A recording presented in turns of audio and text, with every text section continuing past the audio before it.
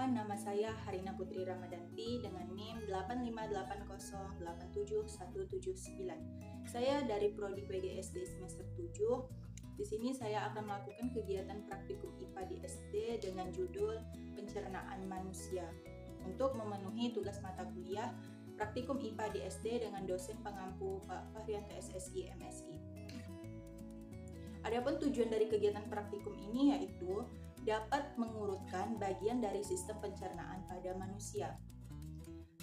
Alat dan bahan yang saya gunakan yaitu ada alat tulis dan juga gambar dari sistem pencernaan manusia berupa poster. Langkah kerja yang dilakukan yang pertama yaitu mengamati gambar dari bagian sistem pencernaan, kemudian mengurutkan sistem pencernaan mulai dari mulut. Setelah diurutkan, hasil pengamatan atau bagian-bagian tersebut dapat dituangkan di dalam lembar kerja. Kemudian simpulan apa yang bisa didapat pada kegiatan praktikum ini.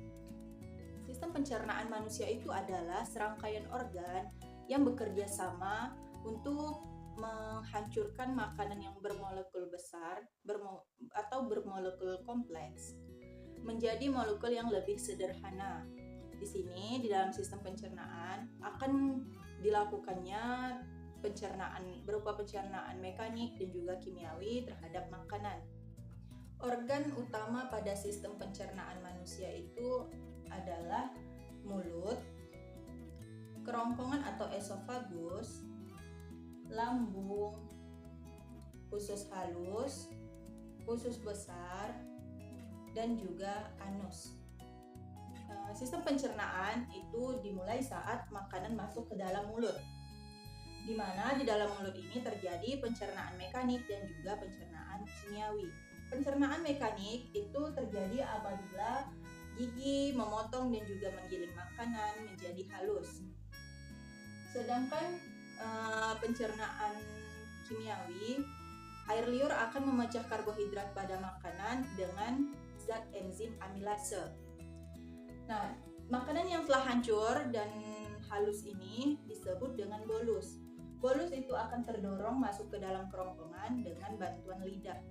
Pada kerongkongan di sini terjadi gerakan peristaltik, yaitu gerakan meremas-remas makanan atau bolus oleh dinding atau otot esofagus atau kerongkongan supaya bolus ini masuk ke dalam lambung. Setelah makanan dikunyah dan ditelan dari mulut menuju kerongkongan, makanan akan masuk ke dalam lambung. Di lambung, makanan akan diaduk dan dicerna dengan bantuan asam lambung dan juga enzim pepsin. Enzim pepsin ini berfungsi memecah protein menjadi bagian yang lebih kecil. Kemudian berubah menjadi bubur halus yang disebut dengan kim. Nah, dari lambung, kim akan bergerak menuju usus halus. Di dalam usus halus inilah terjadi pencernaan yang sangat penting. Di usus halus inilah terjadi pencernaan oleh enzim dari pankreas dan juga getah empedu dari hati. Enzim-enzim ini akan memecah zat gizi seperti karbohidrat, protein, dan juga lemak menjadi zat yang lebih sederhana agar dapat diserap oleh tubuh. Hasil pencernaan tersebut diserap oleh dinding usus halus dan juga dialirkan ke seluruh tubuh melalui darah. Di dalam usus halus ini terdapat 3 bagian. Yang pertama ada duodenum atau usus 12 jari, yang kedua ada jejunum atau usus kosong, dan yang terakhir ada ileum atau usus penyerapan. Sisa makanan yang tidak tercerna di usus halus ini akan menuju ke usus besar. Di dalam usus besar, air dan mineral akan diserap kembali agar tubuh tidak kekurangan cairan. Setelah itu, sisa yang sudah tidak berguna di dalam usus besar ini akan mengental dan juga padat. Sisa makanan inilah yang menjadi kental dan juga padat itu disebut dengan feses. Dari usus besar, feses akan disimpan sementara di dalam rektum.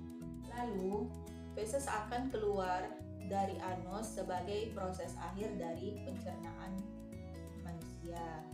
Setelah mengurutkan dan juga menjelaskan bagian-bagian dari sistem pencernaan manusia, dapat kita simpulkan Kalau kita tarik besar bagian sistem pencernaan itu mulai dari mulut, makanan masuk ke dalam mulut, dihancurkan oleh gigi dan dibasahi oleh air ludah sehingga menjadi halus masuk ke dalam esofagus atau kerongkongan.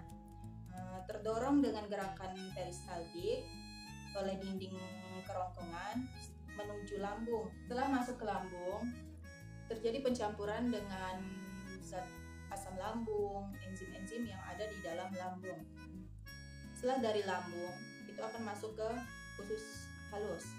Disinilah terjadi penyerapan nutrisi sehingga nutrisi tersebut akan disebar ke seluruh tubuh. Sisa makanan yang tidak dicerna di dalam usus halus ini akan dibawa ke dalam usus besar, di mana di dalam usus besar ini terjadi penyerapan air oleh ampas makanan atau sisa-sisa makanan tersebut sehingga menjadi lebih padat yang kita sebut dengan feses.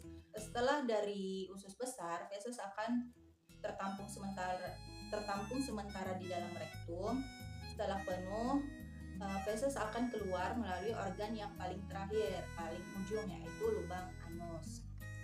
Sekian yang bisa saya sampaikan. Apabila ada kesalahan baik dari kalimat ataupun urutan-urutan yang saya sebutkan tadi, saya mohon maaf yang sebesar-besarnya. Sekian, wassalamualaikum warahmatullahi wabarakatuh.